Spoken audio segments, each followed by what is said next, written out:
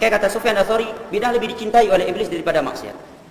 Sisi bahaya bidah yang lainnya datang dalam sebuah hadis, Nabi menyatakan bahwa Allah menutup pintu taubat dari para pelaku bidah hatta yada'ah, sampai dia meninggalkan bidah itu. Ini sisi bahaya bidah, lebih bahaya bidah daripada maksiat. Kata Nabi, jauhkan dari kalian setiap perkara-perkara yang melalui agama, karena setiap perkara yang melalui bidah dan setiap bidah adalah sesat. Nabi yang menyuruh kita untuk menjauhkan semua perkara yang baru dalam agama. Nabi yang menyuruh kita sallallahu alaihi wa ala alihi wasallam, jauhkan semua yang perkara yang baru dalam agama ini.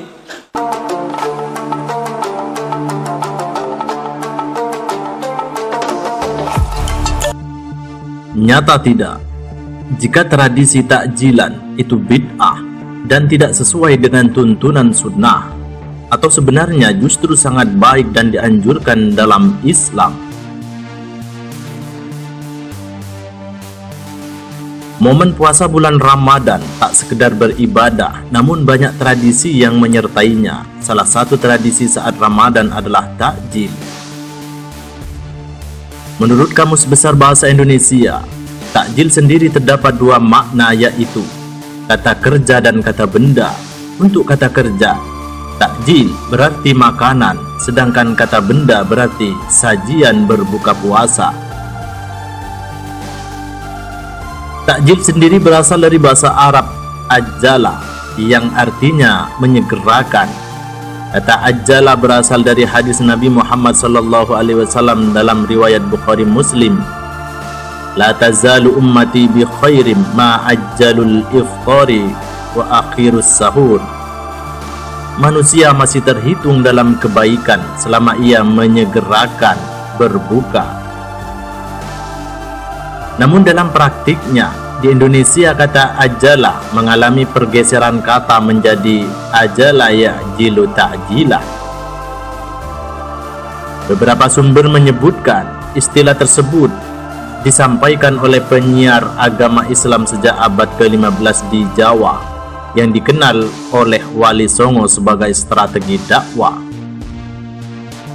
Takjil merupakan makanan pembuka sebelum makanan berat saat berbuka puasa. Biasanya, takjil merupakan makanan ringan yang praktis dikonsumsi sebelum sholat maghrib. Hal itu mengacu pada hadis Nabi Shallallahu Alaihi Wasallam untuk menyegerakan berbuka puasa. La yazalun nasu bi khairim ma ajjalul fitra, yang artinya manusia selalu dalam keadaan baik selama mereka segera berbuka. Hadis riwayat Bukhari. Riwayat lain juga menyebutkan bahwa saat berpuasa hendaknya menyegerakan berbuka dan mengakhirkan sahur. La tazalu ummati bi khairim ma ajjalul iftari wa akhirus sahur, yang artinya umatku berada dalam kebaikan selama menyegerakan berbuka dan mengakhirkan sahur. Hadis riwayat Ahmad. Praktik dan bentuk pembagian takjil pun beragam. Ada yang diserahkan atau dititipkan di masjid, musola, maupun tempat-tempat lain yang menyelenggarakan buka bersama. Membagikan atau menyediakan takjil untuk orang yang berpuasa terdapat beberapa keutamaan. Di antaranya akan mendapatkan pahala seperti orang yang ia beri takjil. An Zaid bin Khalid qala Rasulullah sallallahu alaihi wasallam, man fattara sha'iman kana lahu mithlu ajrihi wa annahu la yanqusu min ajri shaimi syai'un. Dari Zaid bin Khalid al-Juhani bahwa Rasulullah sallallahu alaihi wasallam bersabda, barang siapa memberi makan berbuka puasa bagi orang yang berpuasa, maka ia mendapat seperti pahala orang-orang yang puasa tanpa mengurangi pahala mereka sedikit pun.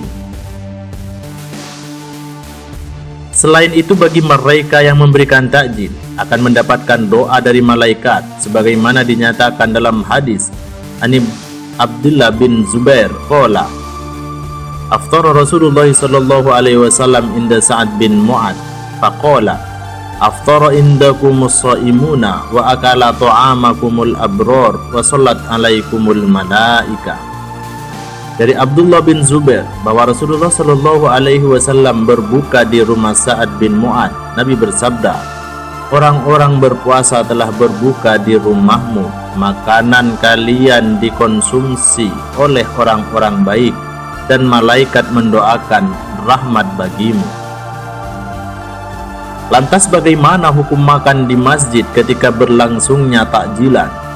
Imam Nawawi menyatakan dalam kitab Majmu' Syarah Muhadzab, la ba'sa bil akli wasyarabi fil masjidi wa wad'il ma'idati fihi wa ghuslil yadi fihi. Tidak apa-apa makan dan minum di masjid, meletakkan makanan di masjid dan mencuci tangan di masjid.